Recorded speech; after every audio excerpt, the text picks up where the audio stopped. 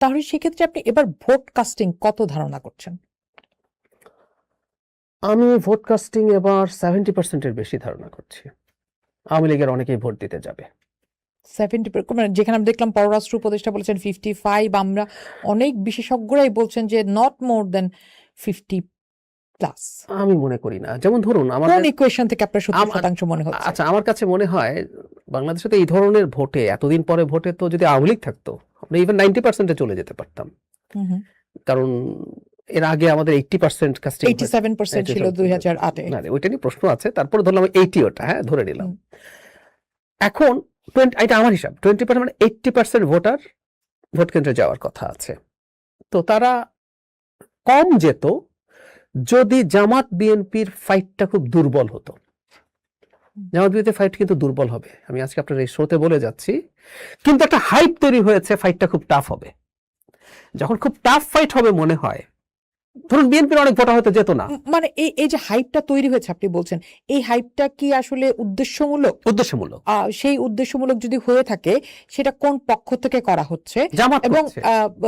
আমি যদি জিজ্ঞেস করি যে এক্ষেত্রে আপনার বিএনপির উইনিং ফ্যাক্টর কি মনে হচ্ছে এবং লুজিং ফ্যাক্টর কি মনে হচ্ছে? জামাতের উইনিং ফ্যাক্টর এবং লুজিং ফ্যাক্টর কি মনে হচ্ছে? তার আগে হলো তো, যেহেতু এমন হতো যে না জামাত একেবারে বাজে কম্পিট করবে, তখন বিএনপিরই বহু মানুষ ভোট দিতে যেত না, দলের লোক। আমরা তো জিতেই যাচ্ছি, কিন্তু যেহেতু হাইপটা তৈরি হয়েছে, বিএনপি এখন ভোট দিতে যাবে, বিএনপি ক্যান্ডিডেটরাও চেষ্টা করবেন ভোটারদেরকে সেন্টারে নিয়ে যাওয়ার জন্য। এই কারণে ওই 80%-এর মধ্যে একটা বড় অংশ কাস্টেড হবে। আমি যে বললাম শেষ পর্যন্ত আওয়ামী লীগ তার লোকাল বেশ কিছু কারণ আছে, সেগুলো মানে আকাশে বাতাসে থাকে।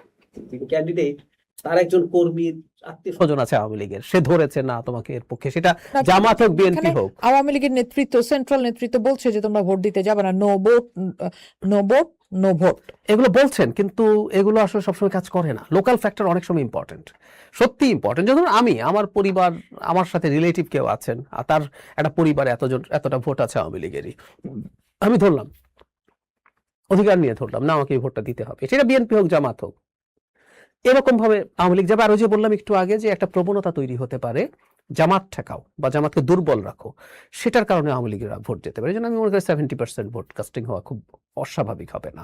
সেক্ষেত্রে জামাত ঠেকাও, আমরা যদি 5টি ইউনিভার্সিটির ছাত্র সংসদের নির্বাচন দেখি, সেখানে তো দেখলাম যে জামাতের জন্য একটা বড় হাইপ এবং সেটা নানা রকম ব্যাখ্যাও হাজির হতে দেখলাম যে মানুষ পরিবর্তন চায়, মানুষ তাদের উপর ভরসা করছে। সেটা ধরেই জামাত আবার নানা অঙ্ক হাজির করলো আমাদের সামনে যে তাদের এক ধরনের হাইপ তৈরি হয়েছে। সেগুলো মাথায় রেখে আপনার কাছে কি মনে হয় যে কাকে আপনি এগিয়ে রাখবেন এখানে এবং কি কারণে? মানে প্রশ্নাতীত ভাবে জামাত ভীষণ ভাবে পিছিয়ে আছে, আমি বলছি কেন, কিন্তু হাইপটা জরুরি। ধরুন আমাকে জামাতে স্ট্র্যাটেজিস্ট করা হলো, আমি জামাত যা করছে ঠিক তাই করতে বলতাম। মানে আপনি কি এটা বলতে পারেন যে আমি একটা নির্বাচন করছি কিন্তু আমি জিতবো কি জিতবো না আমরা যতটা সম্ভব ভালো করব। ওই যে আমরা একসময় বলতাম না, খেলায় জয় বড় কথা না, অংশগ্রহণই বড় কথা, আমরা ডাব্বা মারতাম খেলার, ফুটবল বা ক্রিকেটে, এগুলো বলতাম। এটা বললে আপনি কোনোদিন ভোট পাবেন না। বিশেষ করে আনডিসাইডেড ভোটার্স, দুটো দলেরই দেখবেন হার্ডকোর ভোটার্স আছে, আর মাঝে কিছু ভোটার থাকে, আমরা করতে ভাষায় সুইং ভোটারও বলি। সুইং ভোটারের প্রবণতা থাকে সে জিতবে যে দল তাকে ভোট দিতে চায়।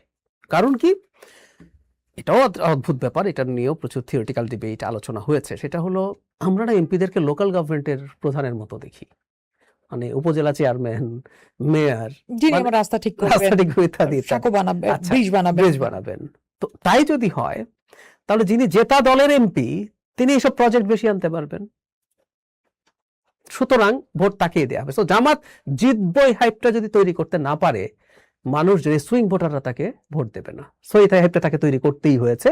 অনলাইনে তাদের একটা বিরাট ইকো চেম্বার আছে, সিস্টেম আছে, এই সিস্টেমটা তারা ব্যবহার করেছে।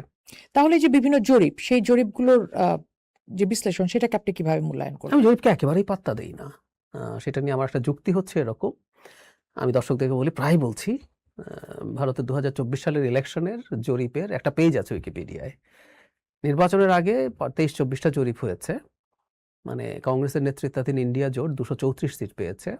200-এর বেশি সিট তাকে একটা বা দুটো জরিপ ছাড়া কেউ দেয় নাই। একটা 100-র নিচেও দিয়েছে 93টা, একটা 98টা দিয়েছে। তো ব্যাপারটা বুঝতে হবে। ভারতের মতো যারা দীর্ঘদিনের গণতন্ত্র চর্চা করে তাদেরও জরিপের রেজাল্ট মেলে না। ইভেন এক্সিট পোল, ওখানেই এক্সিট পোল আছে, ওটাও আশপাশেও যায়নি। তো আমরা কেন বাংলাদেশের জরিপের উপর এত ঈমান আনছি? আমার ধারণা, যেটা আমি প্রসিডিউরাল প্রশ্ন করছি না, এর মধ্যে একটা জরিপের সাথে তো আমি এমন একটা প্রতিষ্ঠানে জড়িত, সেটাও আছে। আমি সেই ব্রেইন কারণেই নামে একটা জরিপটা প্রতিষ্ঠান আছে, প্রসঙ্গটা আনলাম। যারা ইনোভেশনের সাথে কাজ করে। আমি নিজে ব্রেইনের একজন মেম্বার। তো প্রসেস ঠিক আছে, প্রসিডিওর ঠিক আছে, এটা নিয়ে আমার প্রশ্ন নেই। প্রশ্ন হচ্ছে এদেশের মানুষজন কাকে ভোট দেব, এই প্রশ্নটা সঠিক জবাব দেন বলে আমি মনে করি না।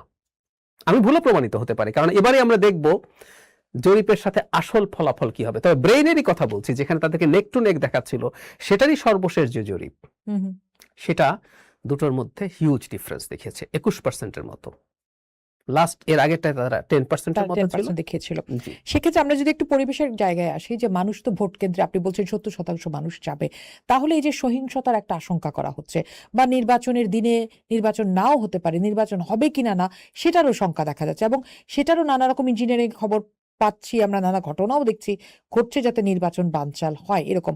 আপনার কাছে কি মনে হয়, আমি যদি সার্বিক পরিস্থিতি, এখনো নানা জায়গা থেকে সহিংসতার খবর পাওয়া যাচ্ছে, অনেকে বলছেন নির্বাচনের দিন ব্যাপক ব্লাডশেড হতে পারে, মানে এটার উপর নির্ভর করেই কিন্তু মানুষ ভোট কেন্দ্রে যাবে, সাধারণ মানুষ ভোট দিতে যাবে, আপনি কি মনে করেন? ব্যাপক ব্লাডশেড হবে না। নির্বাচন একটা দিনের জন্য আনসার্টেন ছিল, আমি মনে করিনি। আজকে থেকে 6 মাস 8 মাস আগে, I do have the records. অনেকে, ইভেন এখনো কেউ কেউ সিগনিফিক্যান্ট মানুষ কেউ কেউ বলার চেষ্টা করছেন। অবশ্য আমি যদি বলতাম এখানে নির্বাচন খুব আশঙ্কা আছে, আপনারা কেটে একটা ক্লিপ যদি দিয়ে দিতেন, দেখতেন এটা প্রচুর মানুষ দেখতো। মানুষ আনসার্টেনিটি দেখতে পছন্দ করে, হ্যাঁ। কিন্তু না, এক ফোঁটাও আনসার্টেনিটি নাই, ব্লাডশেডও তেমন কিছু হবে না। সোফার যা হয়েছে, আমি দুঃখিত এভাবে বলার জন্য, আমরা চাই না একটা প্রাণও চলে যাক, একজন মানুষও আহত হোক, কিন্তু আমাদের একটু রিয়ালিস্ট যদি হই, আমাদের এই অঞ্চলের নির্বাচন যেরকম হয়, এত বছর ভারতের নির্বাচন হয়, ওদের কোনোদিন কোনো সামরিক শাসন টাসন আসে নাই, তারপরও এখনো প্রচুর ব্লাডশেড তাদের নির্বাচনগুলোতে হয়। সো বাংলাদেশেরও যে স্ট্যান্ডার্ড ছিল, আমি ভারত সরিয়ে রাখি, সেই স্ট্যান্ডার্ডে তো অনেক কম হচ্ছে আমি মনে করি। নির্বাচনের দিনও প্রচুর ব্লাডশেড হবে না। It's not because of the government, it's because of the political parties. আমি মনে করি রাজনৈতিক দলগুলো এবার যথেষ্ট সহনশীল এবং সংযমী। সেক্ষেত্রে আমরা কি আইন শৃঙ্খলা রক্ষাকারী বাহিনীর উপস্থিতিকে একটু মানে হিসাবে নিতে পারি? কারণ অনেকেই বলছিলেন যে আইন শৃঙ্খলা রক্ষাকারী বাহিনী আসলে আজকে থেকে 2 মাস আগে যে আচরণ করছিল, এখন আসলে তার চেয়ে অনেক স্ট্রং অবস্থানে। একই সাথে যদি আমরা বলি যে বিভিন্ন জায়গায় সেনা মোতায়েনের যে কথা নির্বাচনের সময় যে থাকবে, তারাও আসলে তাদের একটা পজিশনে যাচ্ছেন। আপনি কি মনে করেন যে সেটার উপর মানুষ ভরসা রাখতে পারে? মানে নির্বাচন কমিশন আইন শৃঙ্খলা পরিস্থিতি ঠিক রাখার জন্য উপযুক্ত পদক্ষেপ নিয়েছে? আমি মনে করি না। আমি মনে করি না তারা যথেষ্ট এফিশিয়েন্ট এটা করতে পারবেন। কিন্তু আমি আবারও বলছি, ব্লাডশেড কম হবে দুটো কারণে। এটা যদি বিএনপি আওয়ামী লীগ হতো ভিন্ন কথা ছিল। এখন জামাত ব্লাডশেড করার মতো, অনেক বেশি শক্তিশালী, মারামারি করার মতো শক্তিশালী অবস্থান কয়টা জায়গায় আছে? মানে কেউ কেউ অনেক কিছু মনে করছেন জামাত সরকার গঠন করে ফেলতে পারবে, আমি মনে করি না। তারা বিএনপির সাথে আমি সরি এভাবে বলার জন্য, মারামারি করার মতো শক্তিশালী জায়গায় অল্প কিছু জায়গায় আছে। তাহলে আপনার ঝুঁকিও কয়েকটা জায়গায়, সমানে সমানে না হলে আসলে মারামারি হয় না। মারামারির জন্য কাছাকাছি শক্তি লাগে।